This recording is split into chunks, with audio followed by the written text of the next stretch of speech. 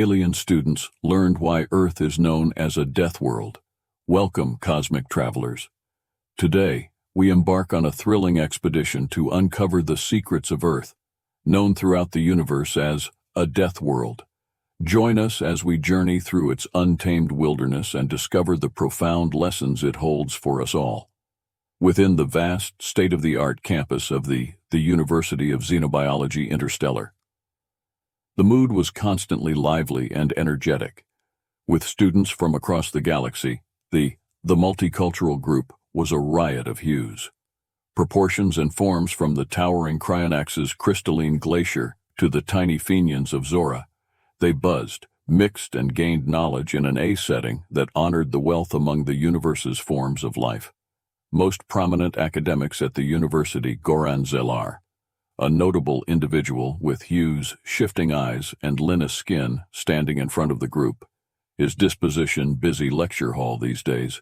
His gaze were a serene green hue that indicated his enthusiasm for the day's subject. He turned on the holo projector, and a picture of Earth floating in space stuffed the today. We'll examine one of the planets that are both hazardous and fascinating, the Earth.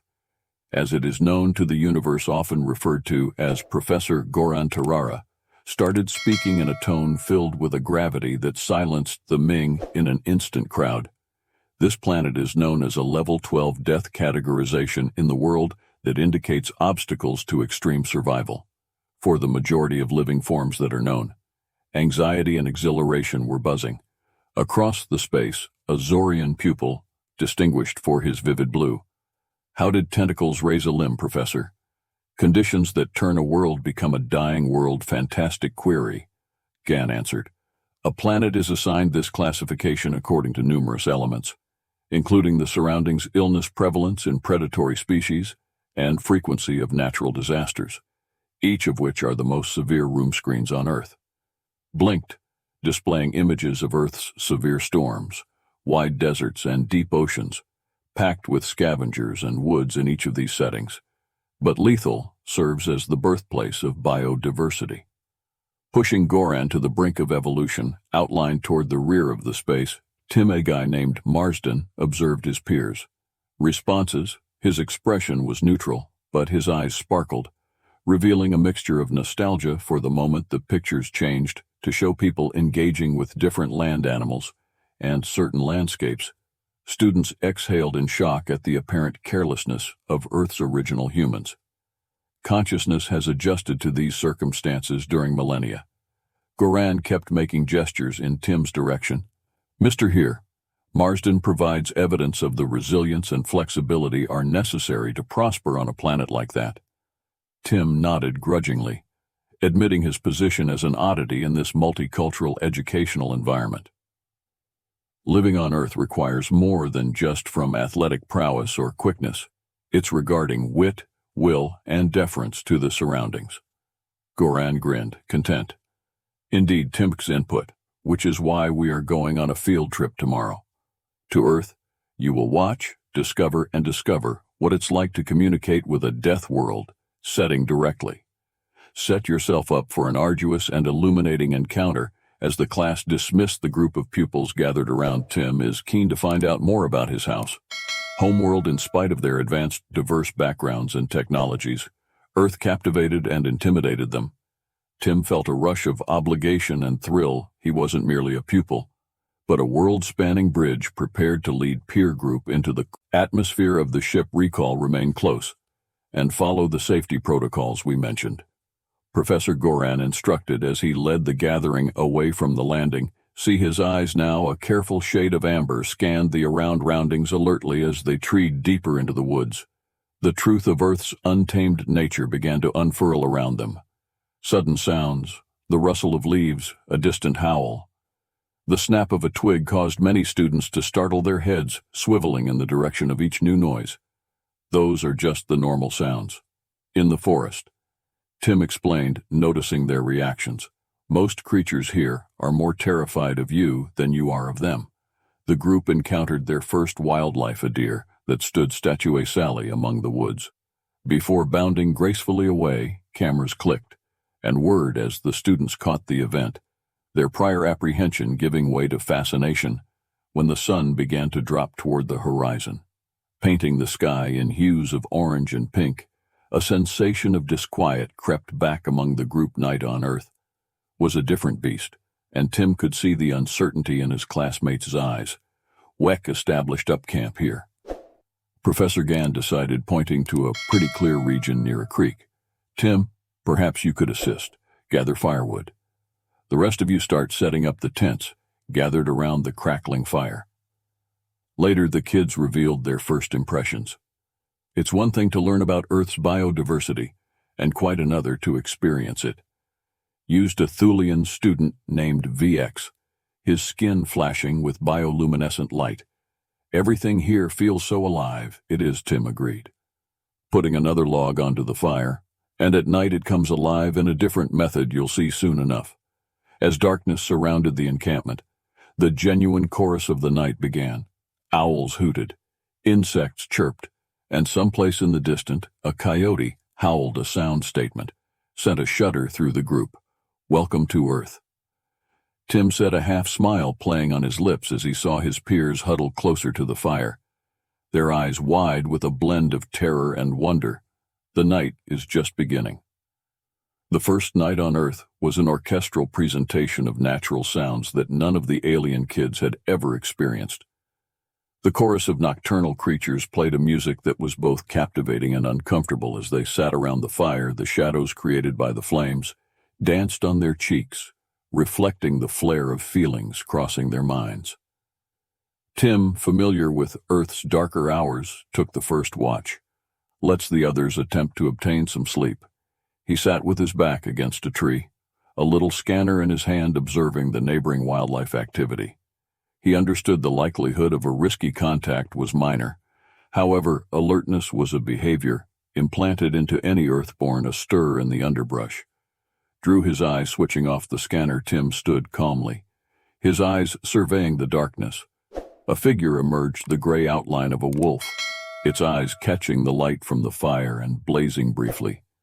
Tim remained still. His schooling on Earth had taught him that unexpected motions could induce a charge. Why isn't it assaulting? A hushed voice asked from behind him. Rex had woken up and was watching the scene unfold with wide glowing eyes. Forest, a tree afflicted by disease and further pummeled by the recent storms, was plummeting quick as a flash. Tim yelled, "Move," and shoved a close student out of the way. The tree crashed down where she had been standing seconds before, mailing a cloud of birds screeching into the sky. Breathing deeply, the student, a fenian called Keel, stared up at Tim with big eyes. "Thank you," she said, her voice quivering. "That's Earth for you," Tim commented, slapping her on the back gently. Always expect the unexpected. The occurrence rocked the group, but it also connected them. They became more attention to their environment, their senses heightened by the realization of the continual attentiveness necessary on a death world. As nightfall approached, they reached a big river, its waters surging loudly. WEC camp here for the night. Professor Goran decided this is an excellent location to learn about aquatic environments tomorrow. The kids established their camp with practice deficit. This time, their movements more confident, they gathered around the fire, exchanging stories about their home houses. As the stars began to appear overhead despite the dangers, there was no place they would rather be at that moment than Earth, learning and living on a planet so full with life and classes. Today was a fantastic day, Tim stated, as he gazed around at his pals every day. You learn something new as a good day on Earth, and when the fire crackled as the river sang, the strange students felt an increasing admiration for the wonderful, terrible planet they were beginning to grasp. The tranquility of the riverside camp was abruptly shattered early the next morning by a foreboding shift in the atmosphere. The air turned hefty, packed with an electric tension that made the hairs on Tim's neck stand on end. Black clouds collected fast overhead, blotting out the early morning sun and casting the landscape in a gloomy PA. Storms approaching, Tim announced. Staring up at the spinning clouds, he had observed many storms on Earth, and the signals were unmistakable. We need to safeguard the camp. Go find shelter. This one seemed serious. The students hurried to action, hastening to fortify their tents and secure any loose things.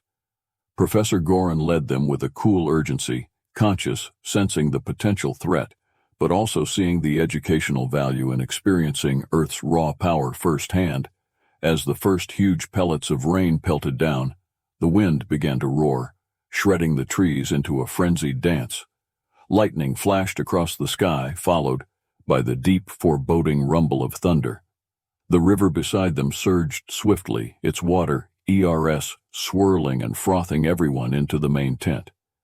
Professor Goran screamed above the roar of the wind. It's intended to resist high winds and lightning strikes gathered together in the tent. The students gazed in awe and dread as nature unleashed its fury. Beyond the tent shuddered and strained against the tempest, but held firm, a monument to Earth engineering adapted for extreme circumstances. This is what we call a thunderstorm, Tim explained, raising his voice to be heard. They might be dangerous, but they are equally crucial to Earth's ecological balance. They help replenish water supply and bring life-giving moisture to the land. The storm raged for hours, an unending show of lightning thunder and severe rain. When it finally began to abate, the tired but delighted students emerged to an altered planet.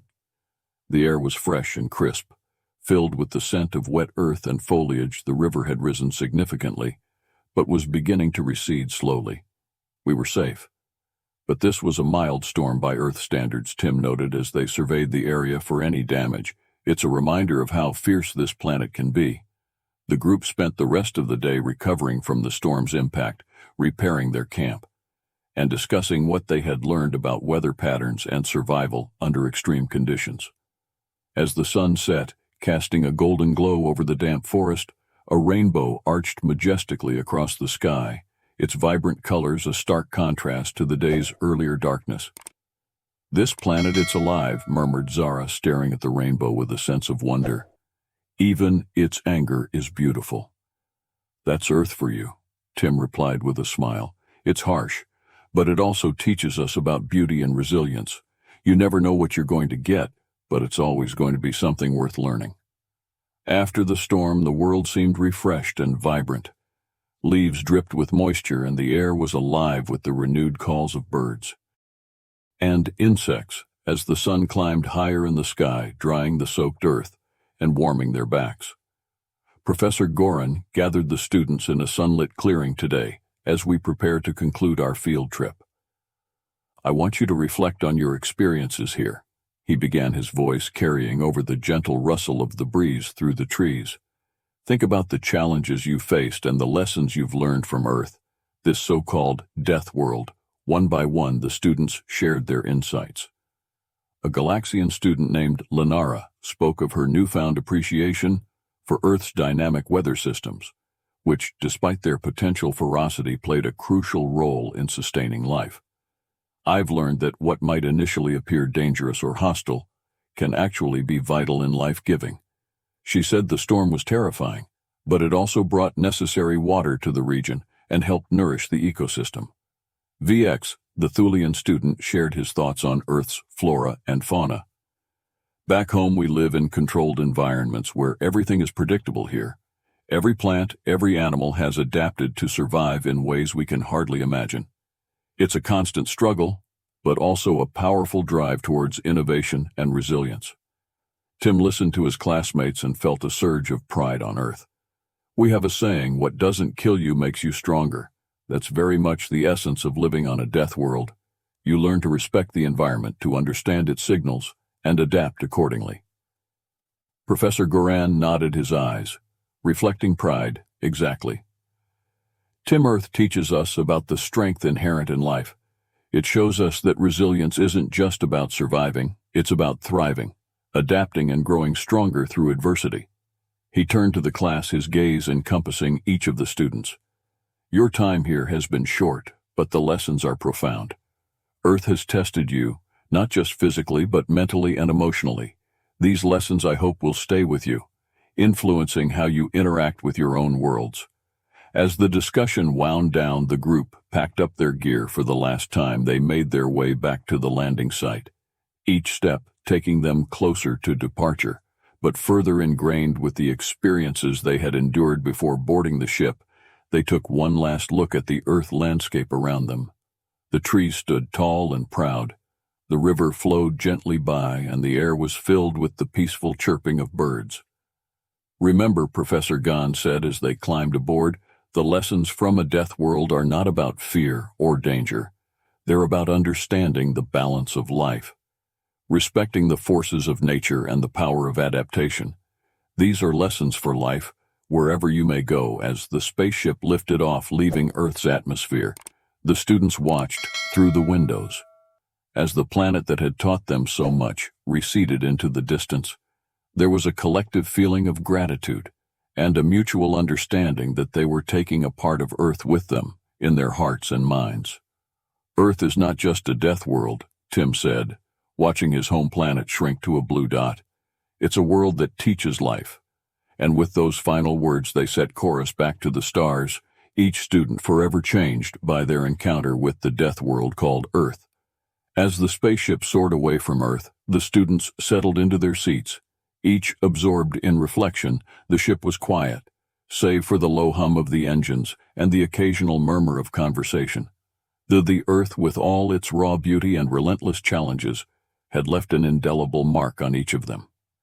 Tim Marsden watched the blue globe fade into the vastness of space, feeling a mix of relief and melancholy. He had been proud to show his classmates his home, a planet that demanded respect and offered invaluable lessons in return. Professor Goran moved through the cabin, checking on his students. He stopped by Tim, noting the contemplative look on his face. "You did well, Tim. It was important for them to see Earth through the eyes of someone who knows it as home." Tim nodded.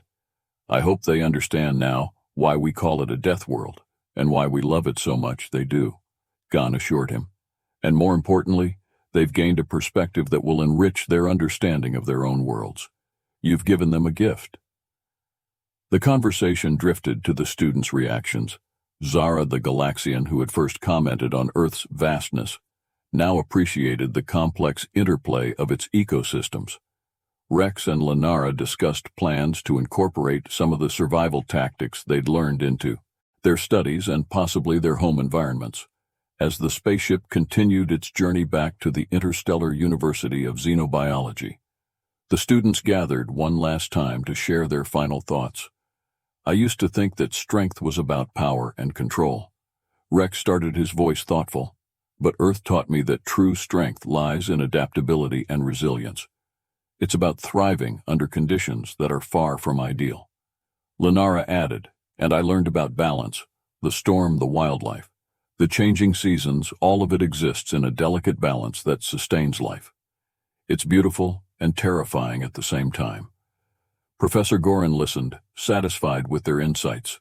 These lessons are what make Earth unique as a teaching environment.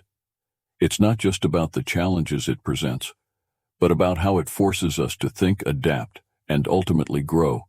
As the discussion faded and the students prepared for the final leg of their journey, Tim looked around at his classmates. They were no longer just fellow students. They were survivors of a death world, bonded by a shared experience that would influence the rest of their lives. "We survived a death world," said Zhora. Her voice now steady and confident. Tim smiled at her. "And at the others, it's home," he said simply. "And it teaches you to live, not just survive." The spaceship entered the warp sequence, the stars stretching into lines as they sped towards their distant university. Professor Goran's final words echoed in the quiet of the ship. "Remember," he said, as the familiar features of the galaxy began to warp around them, "the lessons from a dead world are lessons for life. They teach us to appreciate nature, to adapt to our environment, and to cherish the life we have. Carry these lessons forward in your studies and beyond." The kids nodded, a sense of unity among them. Earth changed them not simply as students of xenobiology, but as creatures capable of seeing the beauty and the challenges, the lessons in the hardships. And when the ship went through the universe, each kid brought with them a bit of Earth, a reminder that even a death world might teach the most valuable lessons about life. Let us take with us the priceless lessons we have acquired from Earth's harsh embrace as our journey comes to an end. May we approach our next undertakings with the same adaptability and tenacity that this amazing planet has taught us. May our trip be inspired by the wonders of the cosmos till the next time.